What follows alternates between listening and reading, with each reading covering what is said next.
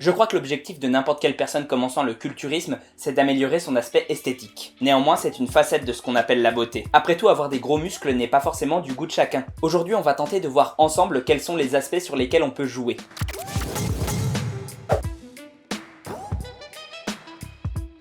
C'est sûr que tu as déjà dû entendre parler de la musculation du visage. Mais si, tu sais, c'est aussi appelé gym facial, et c'est censé avoir des effets extraordinaires anti-vieillissement. L'idée derrière, c'est de faire grossir tes muscles du visage comme tu ferais grossir tes biceps à la salle. Sur le papier, comme ça semble pas si idiot. Enfin, un peu quand même. Surtout quand on connaît le nombre de muscles faciaux. Alors je vais casser le mythe tout de suite, pas besoin de te faire attendre plus longtemps.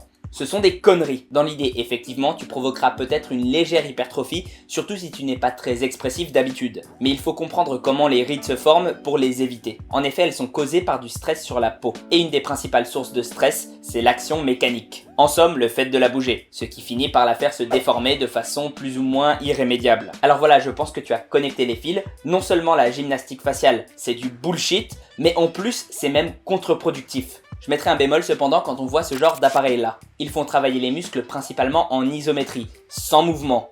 Donc je pense que c'est pas si mauvais que ça. Voire même que ça peut aider dans une certaine mesure. Peut-être. Si tu crains de pas trop avoir l'air con.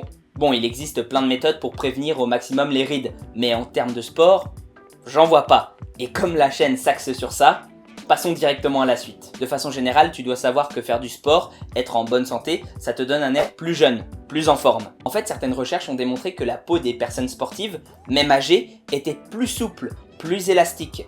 Même si on ne sait pas encore ce à quoi c'est dû, c'est encourageant. S'embellir peut aussi passer par la posture. Simplement se tenir droit, c'est une façon de mettre en valeur son corps. Et je pourrais aussi parler du rôle du sport sur l'humeur.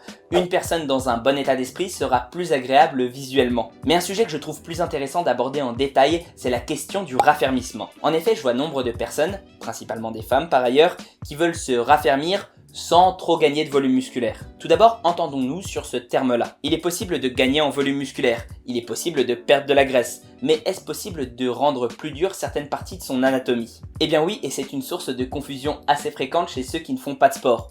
Ou ceux qui en font d'ailleurs. Ceux-ci pensent qu'un muscle du culturiste est mou car rempli d'eau, et eux veulent un muscle dur et fonctionnel. Bien évidemment, ce sont des idées reçues. Ça n'est pas parce qu'un muscle est très dur qu'il sera puissant. Et ai-je vraiment besoin de rappeler que, hormis usage de synthol, ceux des culturistes sont exactement semblables aux autres. Quand un muscle grossit, il y a deux phénomènes qui rentrent en jeu. L'hyperplasie, augmentation du nombre de fibres musculaires, et l'hypertrophie, l'augmentation de la taille de ces dernières. Cependant, tout ça est contenu dans des fascias. J'en ai d'ailleurs parlé sur cette chaîne. Ce qui se passe, du moins, cela relève de ma compréhension, c'est que les fascias ne s'étendent pas au même rythme que le muscle, et n'ont pas la même élasticité. Résultat, c'est comme si on gonflait un ballon d'eau. Plus il grossit, plus il devient dur. Essaye d'éclater une bombe à eau à moitié remplie sur la tête de quelqu'un, et maintenant complètement remplie. Tu comprendras ce que je veux dire. Alors bien sûr, je te rassure, tes fascias sont autrement plus résistants, et ce serait vraiment une malchance incroyable qu'ils éclatent. En fait, je crois que j'ai vu aucun cas de ça. Du coup, voilà ce qu'est vraiment le raffermissement.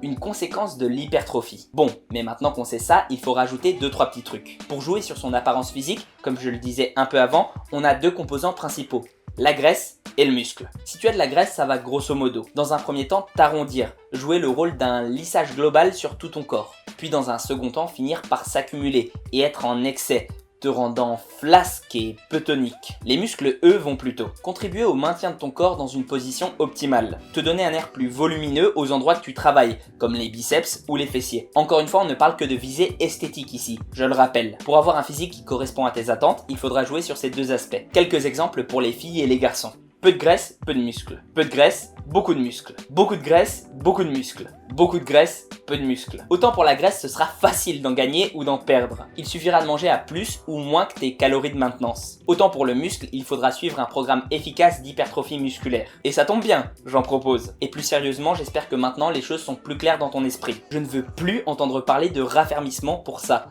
Si des gens te le disent, n'hésite pas à les renvoyer sur cette vidéo. Sur ce, prends soin de toi et à la prochaine. Je plaisantais pas en disant que je fais du coaching perso, et ça peut vraiment valoir le coup si t'es motivé.